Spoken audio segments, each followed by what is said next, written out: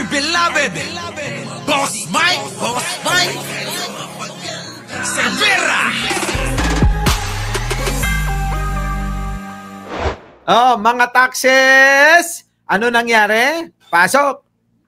Manila Local Government. Nako. Ang mga flood control contractor na hindi Nako. umano nagbayad ng buwis. Nako. Kabilang dito ang ilang kumpanya Nako. ng pamilya Diskaya. Patay, diskaya na naman, kita nyo. Sino ang hindi magagalit niyan? Diba? Sino ang hindi magagalit niyan? Diba? Ay, Chang, Arnold Lopez? Sino ang hindi magagalit niyan? Tignan nyo naman, mga kababayan, diskaya na naman ang nasasangkot sa hindi pagbabayad ng ng buwis. Siyempre, iba yun, Laila Colin, sa Amerika. Sa Thanksgiving ako nandyan. Sa Amerika, Thanksgiving, nandyan ako. Tuloy, ito na. Ang detalye sa agenda report ni Paulo Barcelon, live mula sa Manila City Hall. Paulo, magkano? Nandyan na si Ate Mars. Leonora Brown. Sir Glenn, good afternoon. Di ko na naabutan live mo. Lynn Serrano. Ito na. Ito na mga kababayan na. Bakit? Magkano ang hinihingi? Magkano ang sinisingil? Islap? Ito na. Ang sinisingil ng LGU. Willard, nasa kabuuang 255 million pesos na... Grabe mga kababayan. 255 million pesos ang dinaya nila sa taxes natin. Imbis mga kababayan na makatulong sa Maynila, marami ho dyan mga squatter. At dapat mga kababayan yun, 255 million, marami na hong maipapatayong bahay yun. Mga kababayan, pero itong mga walang ya, nagnanakaw na lang, mga kababayan, kita nyo, dinadaya pa rin pati yung mga taxes nila. Ay, nako, RRJ, mga walang ya talaga. Jelaine, ito na. Mga kababayan, pasok! Contractors taxes ang sinisingil ngayon ng Manila Local Government. Of that figure, 247 million pesos ang unpaid, habang lampas 8 million pesos naman ang nabayaran ng contractors tax. Kabilang sa mga sinisingil nga ay ang ilang firms ng pamilya Diskaya, tulad ng St. Timothy Construction Corporation. Walang ya talaga yung mga Diskaya, no? Attorney June Samaniego. Ayan na naman, hindi nagbabayad ng tax yung kliyente mo. Great Pacific Builders at yung Amethyst Horizon Builders. Nako po, lahat halos mga kababayan kay Diskaya Manila Mayor Isko Moreno Domagoso, nagawa raw yung mga proyekto mula 2022 hanggang 2025. Nako po. Under our tax code, 82.6%. 82.5% of 1%. So ano pong ibig sabihin nun? Let's just 82.5% of 1%. So let's put that into real numbers. That is 82,000 pesos, 8,250 pesos per million. Nako.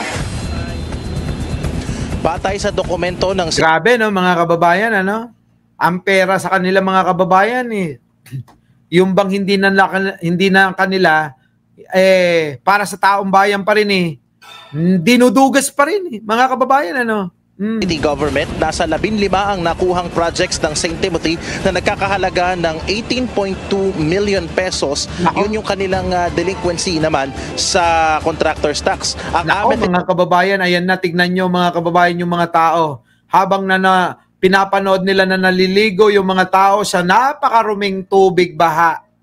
Yung mga kontratista na katulad ni Diskaya, tuwang-tuwa. Mga kababayan, ayan, sige, mag-enjoy kayo sa swimming pool na maruming baha. Ako, ang gagawin ko lang, gagawa ng dokumento at ako'y maliligo sa aking magandang swimming pool. Di ba? Ang tao, mga kababayan, naliligo sa maruming baha. Sama-sama na dyan, mga kababayan, tain ng tao, tain ng hayop, mga kemikal, mga basura. Pero mga kababayan, ang swimming pool ng mga kontratista, malinaw na malinaw, malinis pa sa tubig nating inumin. Tuloy. East Horizon naman, 6 ang nakuhang proyekto at lampas 2.75 million pesos ang delinquency sa contractor's tax. Grabe no, dami nilang hindi binabayaran ano. O yan no, paano naman na nagbabayad ng tax daw, galing sa tax na nga yung ninakaw. Yun na nga, tama si Sambong mga kababayan. Kaya hindi na nagbabayad, wala na. Galing na nga rin sa tax yun eh. Kumbaga sa mga lasinggero o mga nagiinom, eto mga diskaya, wala na ngang ambag, malalakas pa mamulutan. Talaga ba? Sabi ni Princess Dio, nako, linis-linisan din tong si Isko. Nako, yung anak niya, isa ring scholar ng bayan. Nagbura na ng mga post niya. Laka, mga kababayan, eto naman, nagdugas na nga sa projects, nandugas pa sa taxes. Hayop, mga hayop talaga eh. Mga walang yan, Sabi ko sa inyo, si Pangulong Bongbong na lang ang matino. Mula sa Vice Presidente, hanggang sa senador, hanggang kongresista, hanggang mga gobernador, mayor, hanggang sa SK chairman. Mga walang ya. Tuloy! Great Pacific naman may 2 nakuhang proyekto at ito ay nasa 2.13 million pesos. Suma total, Willard, at least 23.14 million pesos. Yung grabe, ang dami. Sorry naman po pala sa mga nananghalian. Sorry po. Pagpasensya nyo na ako. Nadala lang ho ako ng aking emosyon. Eto na. Delinquency o hindi pa nababayaran na taxes ng mga firms ng pamilya Diskaya. Grabe, Diskaya, ang kakapal nyo. Ang kakapal nyo, kahit pala i-booking mo si Alden okay lang mga kababayan binuking ho si Alden Richards kaya naman pala. Kaya na nila hong bayaran kahit sino. Binuking Binuking! Ikaw talaga, si Diskaya. Kakaiba rin Ito na. Tax dito sa lungsod ng Maynila. As to kung magkano yung mga amount ng projects na nakuha nila, ayon kay Mayor Isko, umaabot umano sa 3 billion pesos ang nakuha ng mga kumpanya. Grabe, mga kababayan, 3 billion pesos, mga kababayan, Tagpa ni Mayor Moreno, bibigyan raw ng sapat na panahon ng mga kumpanya para magbayad. At sakali raw na hindi sila magbayad, ni Mayor Isko, mabablacklist daw sila dito sa lungsod. Sa ngayon ay patuloy. Dapat lang, blacklist mo na lahat. Grabe yung baha. Nakakaawa naman sila, sabi rito. Tuloy nilang sisingilin, maging yung mga contractors na una nang na-blacklist ng PCAP at gaya nga ng aking nabanggit, 8 million pesos out of the total 255 million pa lamang. 255 million pa lamang, mga kababayan. Daw ang dapat singilin pero kukunti pa lang yung nasisingil. Mga kababayan, eto na! Wag na natin tapusin, mahaba ito Masisingil na contractor's tax. Willard.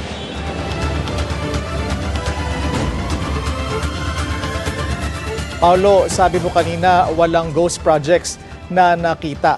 Pero meron bang substandard?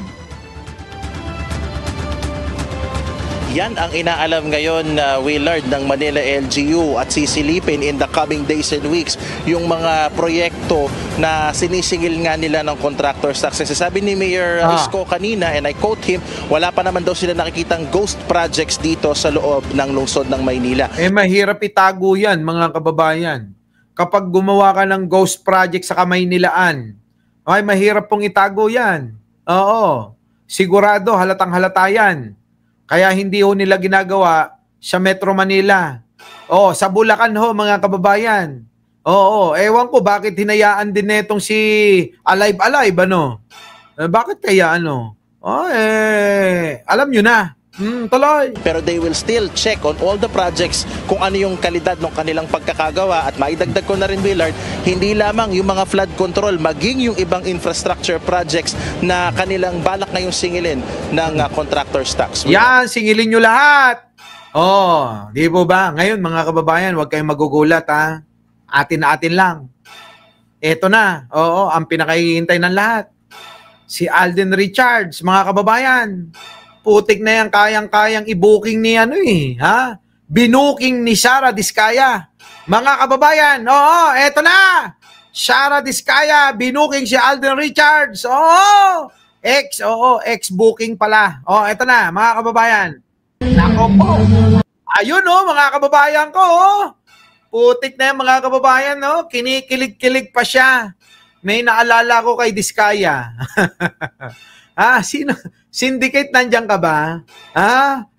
Islap, Grabe ka naman. Rob Gamboa, Lynn Serrano, Manuel, Arlene, nandiyan na tingnan nyo, mga kababayan, Alam nyo po ba kung gaano kamahal ho yan si Alden Richard?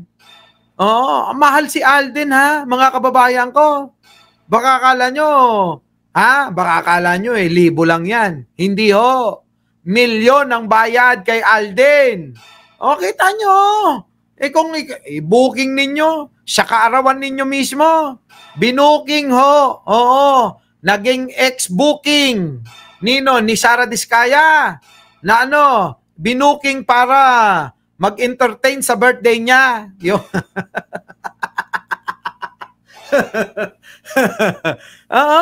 Mahal yan, mga kababayan, maniwala kayo. Baka kung 10 million meron ho yan. Opo, sa 10 million, meron ho yan. Ganun ho. Birthday tignan nyo, mga kababayan ko. Kung 10 million lang. Tignan nyo, mga kababayan, kinikilig pa.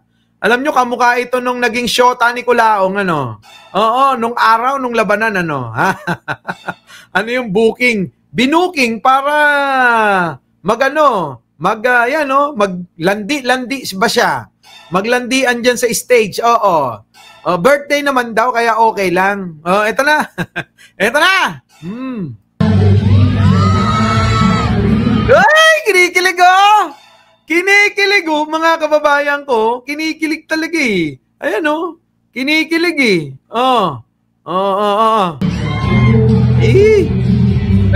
nako. Kita nyo. Baka ibig nyo sabihin hanggang dyan lang yan. Akala nyo ba hanggang dyan lang yan? Ito ho kasi, mga kababayan. Alam nyo, bilang isang mayamang tao dahil sa pangungurakot di umano, abay, dito ho nagpapakita, na talagang baliwala sa kanya yung pera. Baliwala.